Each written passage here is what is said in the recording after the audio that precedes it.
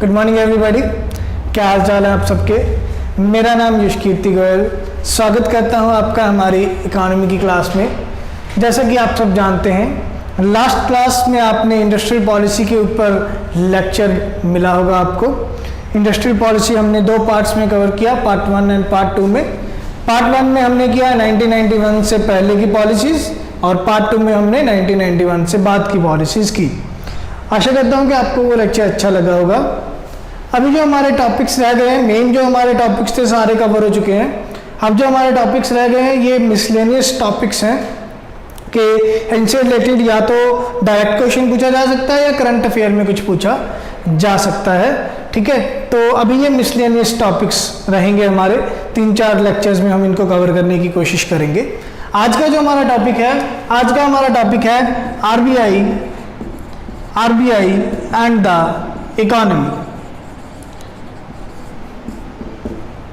आज का हमारा टॉपिक रहेगा आरबीआई एंड द इकोनॉमी, कि आरबीआई हमारे इकोनॉमी को कैसे इम्पैक्ट कर रहा है, क्या इफेक्ट पड़ते हैं, कैसे मनी सप्लाई मनी डिमांड को इफेक्ट कर रहा है। और साथ ही में हम ये देखेंगे कि बैंक्स में अभी करंटली बैंक्स में क्या चीज़ें चल रही हैं या क्या कुछ ऐसे रूल्स एंड रेगुलेशंस हैं जो बैंकिंग सिस्टम को इफेक्ट कर रहे हैं। ठीक है, तो आइए देखते हैं मिलके हमारा आज का topic RBI and the economy. इसमें जो हम फर्स्ट ऑफ ऑल हम बात करेंगे मनी सप्लाई के बारे में। फर्स्ट ऑफ ऑल हम बात करेंगे मनी सप्लाई के बारे में। ठीक है, शुरू करते हैं हमारा आज का लेक्चर। देखिए, मनी सप्लाई हिंदी में हम इसको क्या कहेंगे, मनी सप्लाई को हम हिंदी में कहेंगे मुद्रा पूर्ति। मनी सप्लाई को हिंदी में हम बोलेंगे मुद्रा पूर्ति। मनी सप्लाई कौन कर रहा है, हम सभी जानते हैं, आरबीआई कर रहा है। पैसे की सप्लाई कौन करेगा, आरबीआई करेगा।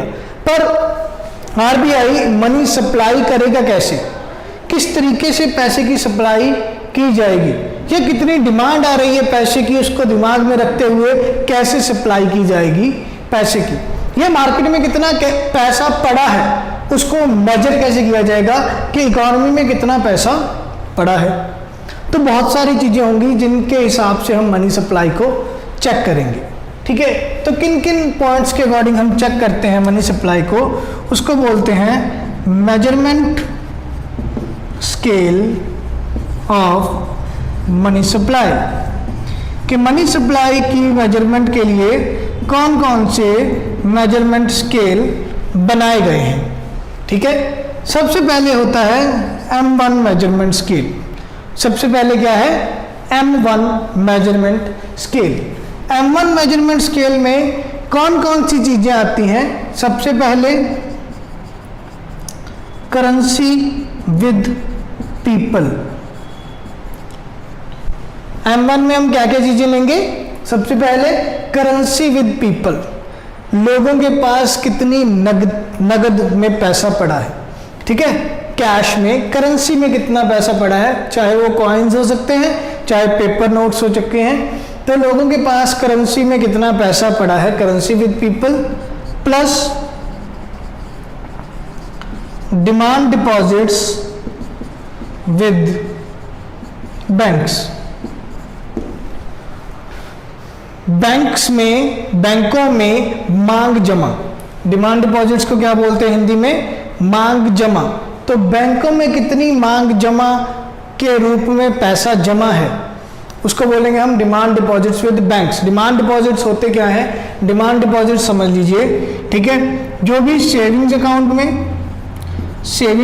में और करंट अकाउंट में जो पैसा जमा होता है इसको बोलते हैं डिमांड डिपॉजिट्स। जो भी सेविंग अकाउंट में और जो भी करंट अकाउंट में पैसा जमा होता है उसको बोलते हैं डिमांड डिपॉजिट्स बोलते हैं। ठीक है, इनका नाम डिमांड डिपॉजिट्स क्यों पड़ा, इनका नाम डिमांड डिपॉजिट्स पड़ने का रीज़न है कि आप जब भी पैसे की डिमांड करोगे आपको आपके अकाउंट में से पैसा निकाल के दे दिया जाएगा।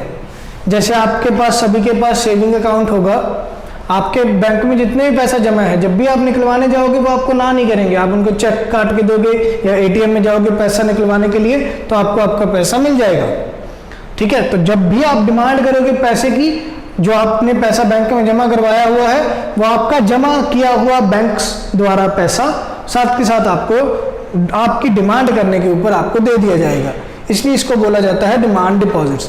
इंडिविजुअल्स का अकाउंट को सेविंग अकाउंट बोलते हैं, बिजनेस के कॉर्पोरेट अकाउंट को करंट अकाउंट बोलते हैं। ठीक है, तो बिजनेस का कोई अकाउंट है, बिजनेस के नाम पे कोई अकाउंट है, उसको हम करंट अकाउंट का नाम देते हैं। ठीक है, तो करंट अकाउंट में भी ऐसे ही होता है, किसी बिजनेस का बैंक में कोई बैंक के पास पैसा जमा है तो जब भी उस बिजनेस को जरूरत पड़ेगी वो चेक काटेगा, पैसा निकलवाएगा, वो भी उसका डिमांड डिपॉजिट्स है। ठीक है, तो M1 में हम डिमांड डिपॉजिट विद बैंक ये भी काउंट करते हैं, plus other deposits of financial institutions with RBI। ठीक है, other deposits of financial institutions with RBI। RBI के पास बैंकों के अलावा कोई और वित्तीय संस्थाओं के कुछ पैसे जमा हैं, वो कहाँ आएंगे, हमारे M1 में आएंगे। ठीक है, करेंसी के लिए CC वर्ड यूज किया जाता है।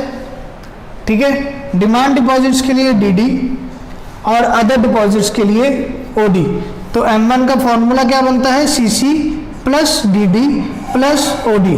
ये भी किसके इक्वल है, M1 के। कई बार आपको शॉर्ट फॉर्म भी लिखी आ सकती है एग्जाम में, तो ध्यान रखिएगा M1 का क्या फॉर्मूला है, CC plus DD plus OD। ठीक है, बैंक, ये पॉइंट शायद मुझे लगता है आपको ना समझ आया हो, बैंक्स के अलावा कोई भी फाइनेंशियल इंस्टीट्यूट्स, बैंकों के अलावा फाइनेंशियल इंस्टीट्यूट्स जैसे कि LIC है हमारा, लाइफ इंश्योरेंस कॉरपोरेशन है, ठीक है, या म्यूचुअल फंड्स हैं जैसे। ठीक है, तो इन कंपनियों ने RBI के पास अगर कुछ पैसे अगर अपने जमा करवाए हुए हैं तो वो भी हम M1 में काउंट करेंगे। ठीक है, M1 में ही काउंट करेंगे। तो M1 सबसे बेसिक मनी सप्लाई का मेजरमेंट है कि हमारे देश में कितना पैसा चल रहा है, हमारे देश में कितने पैसे की सप्लाई हो रही है, करेंसी लोगों के पास कितने नगद है, प्लस डिमांड डिपॉजिट लोगों ने अपने सेविंग अकाउंट में या करंट अकाउंट में कितना पैसा जमा कर रखा है, और RBI के पास बाकी फाइनेंशियल इंस्टीट्यूशंस ने, बैंकों के अलावा कोई और फाइनेंशियल इंस्टीट्यूशंस ने कितना पैसा जमा कर रखा है। तो ये तीनों चीजें मिलकर क्या बनेंगी, हमारा M1 measurement scale, M1 money supply. ठीक है, जिसको समझ आया बहुत अच्छी बात है, जिसको नहीं समझ आया वो सिर्फ इतना याद कर ले कि M1 का फॉर्मूला क्या है, CC plus DD plus OD। CC क्या है, करेंसी, DD क्या है, डिमांड डिपॉजिट्स, और OD क्या है, आपके अदर डिपॉजिट्स। ठीक है, तो ये है M1। मोस्टली इनके क्वेश्चंस जो आते हैं वो फार्मूला बेस्ड आते हैं कि M1 का क्या फार्मूला है, या M2 M3 ये हम आगे करेंगे। ठीक है, तो ये हो गया हमारा M1 मेजरमेंट स्केल। इसके बाद करते हैं M2 मेजरमेंट स्केल। इसके बाद हम करेंगे M2 measurement scale. M2 measurement scale में क्या आएगा, M1 plus demand deposits with post office. ठीक है, M2 में M1 का तो सारा पैसा आएगा ही आएगा, साथ ही में हम क्या लेंगे, demand deposits of the post office. Post office में आपने जो सेविंग अकाउंट में पैसा जमा कर रखा है, पोस्ट ऑफिस में भी पैसा जमा होता है डिमांड डिपॉजिट के रूप में, सेविंग्स अकाउंट में पोस्ट ऑफिस का भी सेविंग अकाउंट खुलता है, तो वहां पे लोगों ने क्या डिमांड डिपॉजिट्स जमा करवाए हुए हैं पोस्ट ऑफिस में, वो हम लेंगे M2 में। क्लियर है? ठीक है, M1 एंड M2 इन दोनों को हम क्या बोलते हैं, इन दोनों को हम बोलते हैं नैरो मनी। इन दोनों को हम बोलते हैं नैरो मनी। इन दोनों को नैरो मनी क्यों बोला जाता है, क्योंकि इनकी लिक्विडिटी बहुत ज़्यादा हाई है। M1 और M2 को नैरो मनी कहा जाता है, क्योंकि इनकी लिक्विडिटी बहुत ज़्यादा हाई है। ठीक है, लिक्विडिटी हाई होने का मतलब कि M1 और M2 में जो भी पैसा पड़ा है या तो ये कैश है या इसको कैश में कन्वर्ट करवाना बहुत ज़्यादा इजी है।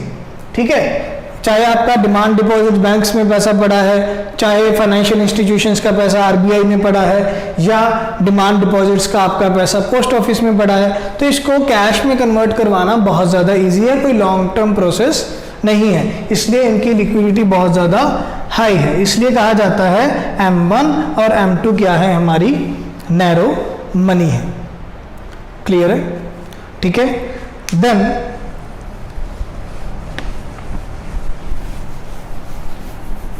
इसके बाद M3, इसके बाद M3 का क्या फॉर्मूला है, M1 प्लस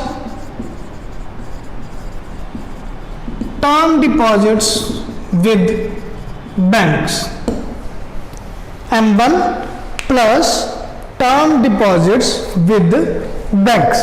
एक बार जी आप लिखिए,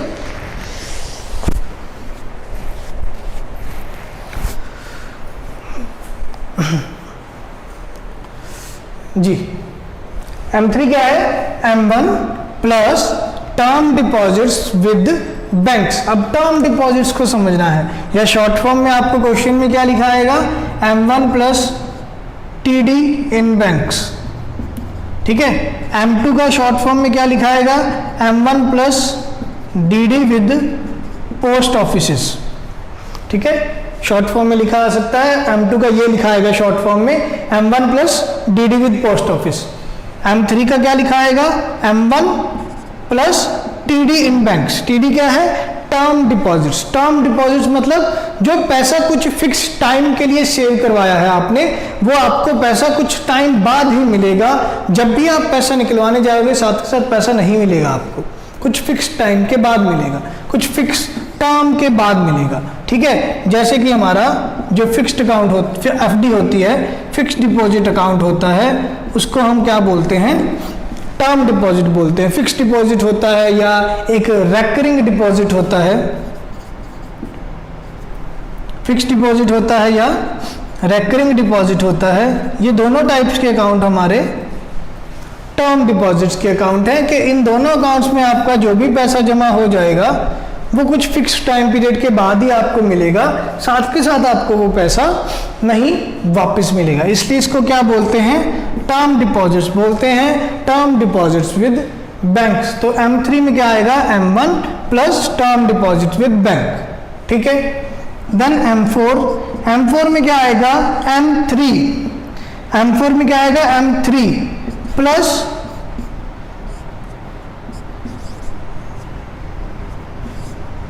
all deposits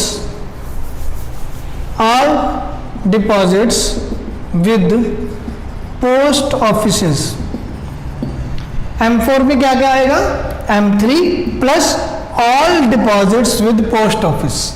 M3 वाली अमाउंट तो आएगी M4 में, प्लस क्या आएगा साथ में, जितने भी पैसे जमा है पोस्ट ऑफिस में, अब चाहे डिमांड डिपॉजिट चाहे टर्म डिपॉजिट, किसी भी तरीके का पैसा जमा है पोस्ट ऑफिस में, वो सारा हम यहाँ पे ले लेंगे M4 में। क्लियर है? जैसे मैंने आपको बताया M1 और M2 को बोला जाता है नैरो मनी, M3 और M4 को बोला जाएगा ब्रॉड मनी। M3 और M4 को बोला जाएगा ब्रॉड मनी, और इनकी लिक्विडिटी लो होगी, इनकी लिक्विडिटी लो होगी हमारी नैरो मनी से। ब्रॉड मनी की लिक्विडिटी कम होगी नैरो मनी से, क्योंकि ब्रॉड मनी में जो आपका पैसा जमा है वो टर्म डिपॉजिट्स हैं कि एक बार आपका पैसा जमा हो गया वो फिक्स टाइम के लिए जमा ही रहेगा, इसलिए इसकी लिक्विडिटी जो है वो कम होगी ब्रॉड मनी की। किससे कम होगी, नैरो मनी से। क्लियर है? ठीक है, एक और होता है, तो ये M1 M2 M3 M4 हो गए। इसके बाद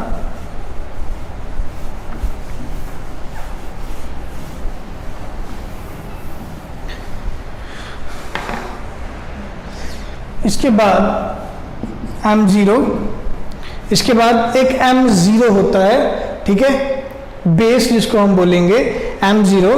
M0 में क्या आएगा, M0 में आएगा M1 M0 में आएगा M1, या M1 मत लिखिए, M0 में आप लिखिए करेंसी विद पीपल। M0 में हम लिखेंगे currency with people plus banks deposits with RBI, banks deposit with RBI plus other deposits with RBI। ठीक है, ये लिख लीजिए। M0 क्या है? M0 है आपका currency with people, then bank deposits with RBI and then other deposits with RBI। ठीक है, लिख लीजिए ये।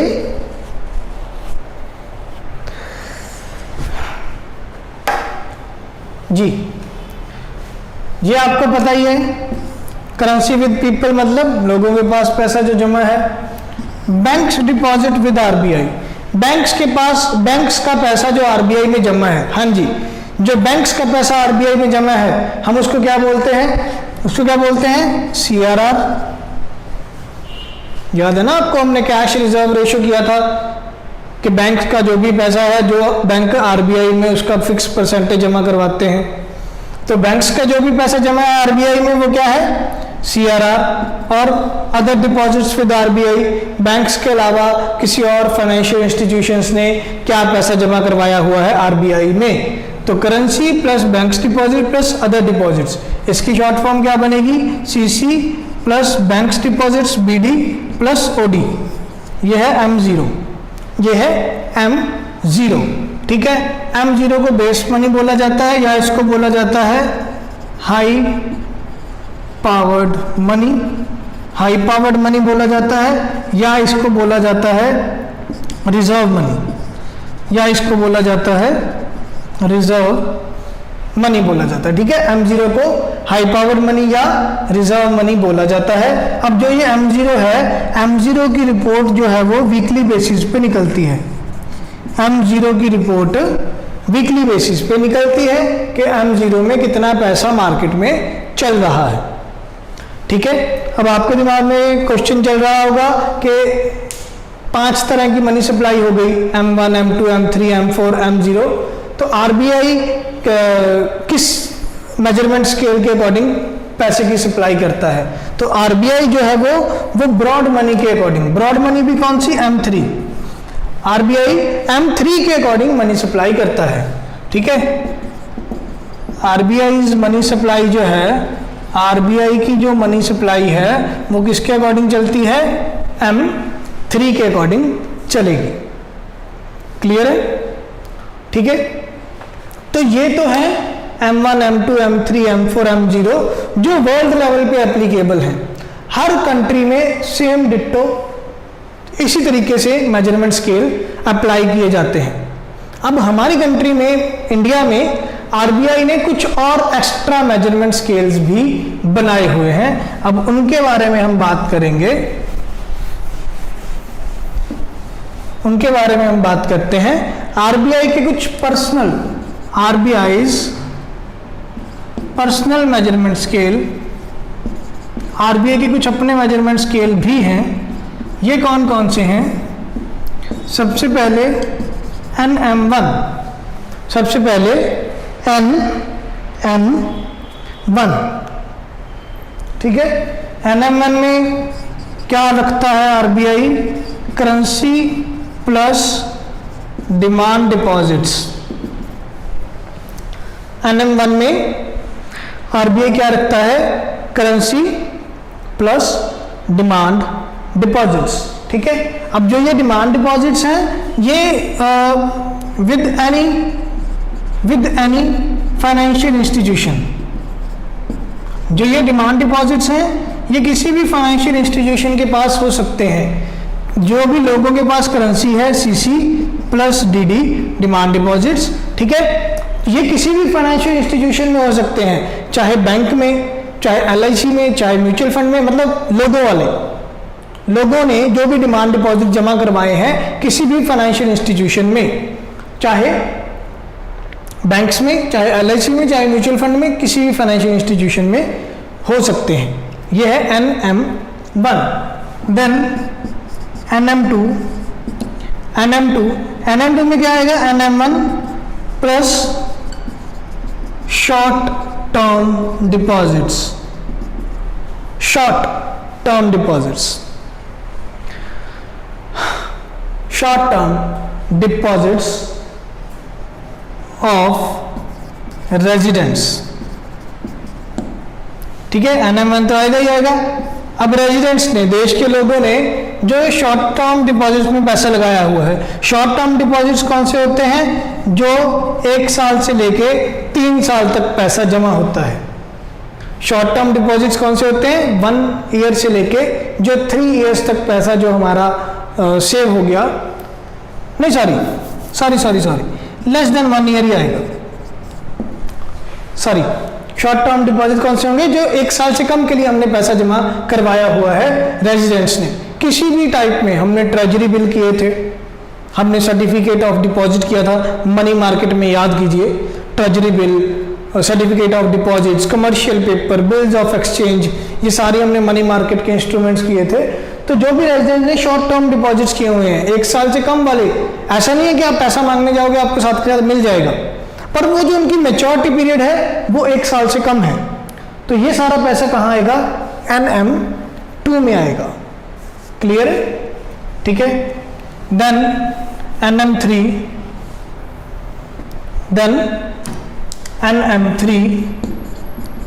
NM3 में आएगा, NM2 तो आएगा ही आएगा, NM3 में NM2 तो आएगा ही आएगा, plus long term deposits of residents, long term deposits of residents.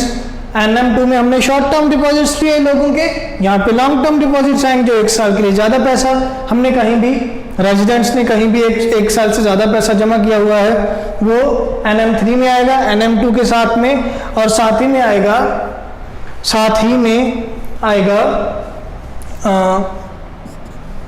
ये मैं रब कर देता हूँ, साथ ही में आएगा banks deposits with each other.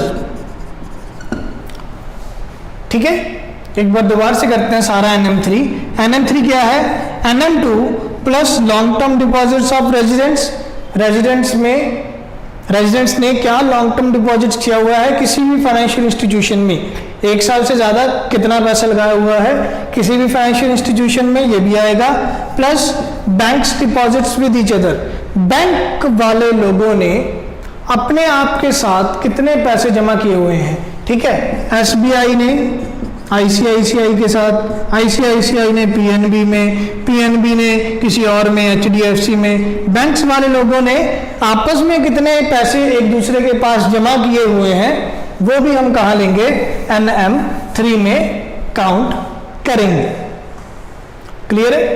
ठीक है, घबराने की कोई जरूरत नहीं है कि ये समझ नहीं आ रहे हैं या कौन सा पॉइंट कैसा आएगा।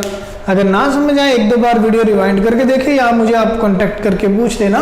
पर अगर बिल्कुल भी नहीं समझ आ रहे हैं फिर थोड़ा सा आपको हो सकता है रेक्टिफिकेशन करना पड़े कि आपको ये फार्मूलाज याद करने पड़े, रट्टा मार के याद करने पड़े या दिमाग में बिठाने पड़े, क्योंकि इनसे रिलेटेड फार्मूला बेस्ड क्वेश्चन पूछे जा चुके हैं पहले PPSC में। प्रिंसिपल में नहीं पूछे गए हैं पर PPSC ने पूछे हैं। ठीक है, तो ये आपका NM3 हो गया। इसके बाद नेक्स्ट है NM3 के बाद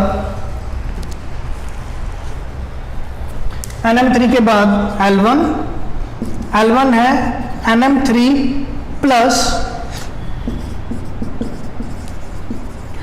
all deposits with post office. NM3 क्या है, L1 क्या है, NM3 प्लस पोस्ट ऑफिस के पास जो भी सारा पैसा जमा है। ठीक है, इसके बाद L2, इसके बाद L2 में आएगा L1 plus refinance institutions money. ठीक है, L2 क्या है, L1 plus refinance institutes money. अब आपको रीफाइनेंस इंस्टीट्यूट समझने हैं। रीफाइनेंस इंस्टीट्यूट क्या होते हैं? रीफाइनेंस जो दोबारा फाइनेंस करके देंगे, रीफाइनेंस। देखिए कभी कभी क्या होता है, मान लीजिए एक बैंक ने किसी पर्सन को, किसी फार्मर को, किसी बिजनेसमैन को लोन दिया, ठीक है। हम एक एग्जांपल मान के चलते हैं, एक एग्जांपल करते हैं। मान लीजिए पीएनबी ने किसी मिस्टर ए को लोन दिया है, पीएनबी ने किसी मिस्टर ए को लोन दिया है। हो सकता है मान लीजिए ये लोन दिया 5 सालों के लिए, ये लोन दिया है 5 सालों के लिए, ठीक है। लोन कितने का है? मान लीजिए जी लोन है 5 करोड़ का। लोन कितने का है? 5 करोड़ का लोन है। 2 साल बाद या 2.5 साल बाद या 3 साल बाद क्या हुआ, पीएनबी को खुद पैसों की जरूरत पड़ गई। 2 साल बाद, 3 साल बाद, 4 साल बाद, मतलब 5 साल होने से पहले पीएनबी को खुद पैसों की जरूरत पड़ गई। तो पीएनबी फिर क्या करेगा, अपना ये लोन आगे किसी और बैंक को ट्रांसफर कर देगा। उसको बोला जाएगा रीफाइनेंस इंस्टीट्यूट्स। मान लीजिए रीफाइनेंस इंस्टीट्यूट जो हमारे इंडिया में है, ये 2 तरह की ऑर्गेनाइजेशंस हैं, एक एनएचबी है, एक नाबार्ड है। एक एनएचबी है, एक नाबार्ड है। एनएचबी की फुल फॉर्म, एनएचबी है national housing board, national housing board, ठीक है। नाबार्ड, नाबार्ड की फुल फॉर्म है national bank for agriculture and rural development, ठीक है। नाबार्ड की क्या फुल फॉर्म है? नेशनल, एन ए से है नेशनल, ऐसे नहीं बोला नेशनल एग्रीकल्चर बैंक ये वो, एन ए से है नेशनल, बी से बैंक, फॉर, ए से एग्रीकल्चर, आर से रूरल, डी से development, national bank for agriculture and rural development. अब इंडिया में ये 2 ऑर्गेनाइजेशंस हैं जो रीफाइनेंस का काम करती हैं। कि मान लीजिए पीएनबी ने किसी को बैंक दिया, पीएनबी के बैंक ने किसी को लोन दिया, कुछ साल बाद पीएनबी को वो पैसे की जरूरत पड़ गई, तो पीएनबी ने वो पैसे किसी रीफाइनेंस इंस्टीट्यूट से ले लिए। अब ये एनएचबी या नाबार्ड मिस्टर ए के साथ अपने आप डील करेंगे, ठीक है। इसको बोलते हैं रीफाइनेंसिंग करना, अपना फाइनेंस किसी और से करवा लेना, अपने लोन का फाइनेंस किसी और से करवा लेना, रीफाइनेंस। तो इसको बोलते हैं रीफाइनेंस इंस्टीट्यूट। 2 है इंडिया में, नेशनल हाउसिंग बोर्ड और नाबार्ड, ठीक है। ये जो मतलब आरबीआई से सर्टिफाइड है, प्राइवेट भी होंगे, हमें उनसे कोई लेना देना नहीं है।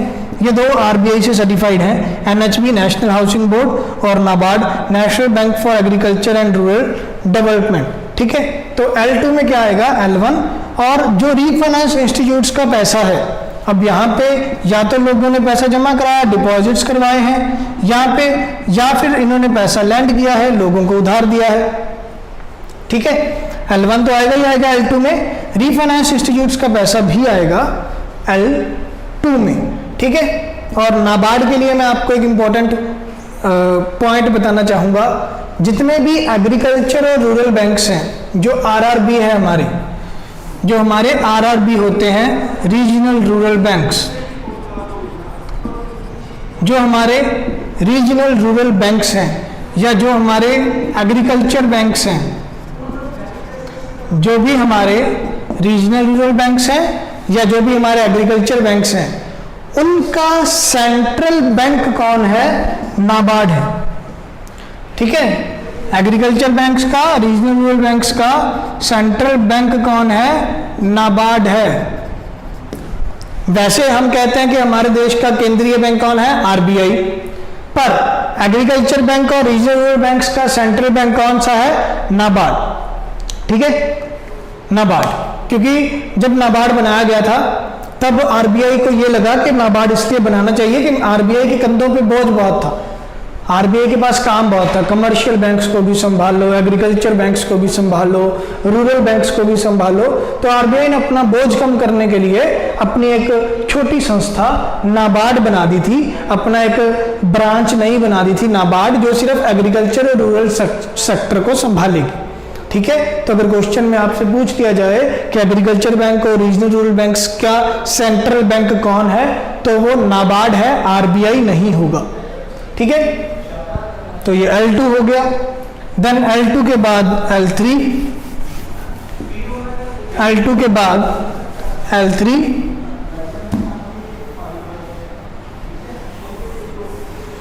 इसके बाद L1, L2 और L3। L3 में क्या आएगा, L2 plus deposits with NBFC, L2 plus deposits with NBFC। NBFC क्या है, नॉन बैंकिंग फाइनेंशियल कंपनीज। ठीक है, ये फाइनेंशियल कंपनीज हैं जो काम तो सारा बैंक वाला ही कर रही हैं, पर इनको बैंक बनने का सर्टिफिकेट नहीं मिला आरबीआई से। ठीक है, इंडिया में जो सबसे मोस्ट सक्सेसफुल कंपनी है एनबीएफसी के रूप में, उसको निधि कंपनी बोला जाता है। जो एनबीएफसी के सेक्टर में सबसे मोस्ट सक्सेसफुल कंपनी है वो है निधि कंपनी। तो एनबीएफसी में जो भी पैसा लोगों का जमा पड़ा है वो भी क्या आ जाएगा, L3 में। ठीक है, तो हमने आरबीआई के द्वारा बनाए गए अपने 6 पर्सनल उसके मेजरमेंट स्केल्स हैं, NM1, NM2, NM3, L1, L2, L3। और जो वर्ल्ड लेवल पे मेजरमेंट स्केल्स जिनको ज़्यादा इंपॉर्टेंस मिलती है, M1, M2, M3, M4 और M0। ठीक है, M0 को बोलते हैं हाई पावर्ड मनी या रिजर्व मनी, M1 और M2 को बोलते हैं नैरो मनी क्योंकि उनकी लिक्विडिटी बहुत ज़्यादा है, और M3 और M4 को बोलते हैं ब्रॉड मनी क्योंकि इनकी लिक्विडिटी कम है। M0 की जो पब्लिकेशन है वो वीकली होती है, और M3 के बेस्ड के ऊपर आरबीआई मनी सप्लाई को चेक करता है, मनी सप्लाई करता है। और आरबीआई के जो अपने पर्सनल 6 हैं, NM1, NM2, NM3 और L1, L2, L3, ये अपने उसके पर्सनल 6 मेजरमेंट स्केल्स हैं। ठीक है, अब लास्ट में मैं आपको ये बताना चाहूँगा कि कितनी पैसे की डिमांड होने पर कितनी सप्लाई करता है आरबीआई। ठीक है, हमें तो ये देखना है ना सप्लाई इक्वल टू डिमांड है या नहीं, कि मनी सप्लाई मनी डिमांड के बराबर होगी या नहीं होगी। तो मनी सप्लाई मनी डिमांड दोनों बराबर होने चाहिए। मनी सप्लाई और मनी डिमांड दोनों बराबर होते हैं, इसको बोलते हैं मनी मार्केट इक्विलिब्रियम। ठीक है, मनी मार्केट का इक्विलिब्रियम कहाँ होता है, जहाँ पे मनी सप्लाई और मनी डिमांड दोनों बराबर होंगे। अब देखिए मनी डिमांड कितनी है और उसके बदले में कितनी मनी सप्लाई करनी पड़ेगी। मान लीजिए एक साल में मनी सप्लाई आएगी, मनी डिमांड आएगी 30,000 करोड़। फॉर एग्जाम्पल हमने देखा रिसर्च करके, कोई फॉर्मूला वगैरह लगा के या लोगों से पूछ के कि हाँ जी भाई साहब आपको आने वाले साल में कितने रुपए की जरूरत है, तो हमें पता चला कि आने वाले एक साल में इंडिया में 30,000 करोड़ रुपीस की डिमांड आ सकती है। ठीक है, तो अब क्या आरबीआई 30,000 करोड़ नए नोट बना दे, 30,000 करोड़ रुपए के नए नोट छाप दे? ऐसा नहीं होगा, ऐसा नहीं होगा। उस टाइम पे आरबीआई क्या चेक करता है, आरबीआई एक पॉइंट चेक करता है जिसको बोलते हैं वेलोसिटी ऑफ मनी। आरबीआई एक पॉइंट चेक करता है, उस पॉइंट का नाम है वेलोसिटी ऑफ मनी। ठीक है, या हम कहेंगे कि क्या स्पीड है पैसे की। ठीक है, वेलोसिटी मतलब स्पीड, पैसे की स्पीड क्या है, पैसे की स्पीड क्या है, वेलोसिटी ऑफ मनी क्या होता है, the number of times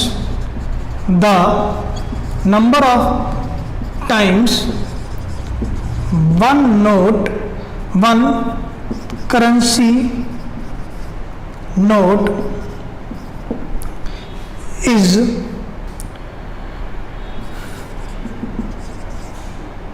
gone through how many hands in 1 year। ठीक है, वेलोसिटी ऑफ मनी क्या होता है? एक साल में एक नोट, एक साल में एक करेंसी का नोट, ठीक है, नोट या सिक्का कुछ भी, ठीक है, जो कोई भी सिक्का या कोई भी नोट एक साल में कितने लोगों के हाथ से होके गुजरा है या कितने लोगों के हाथ में वो चला।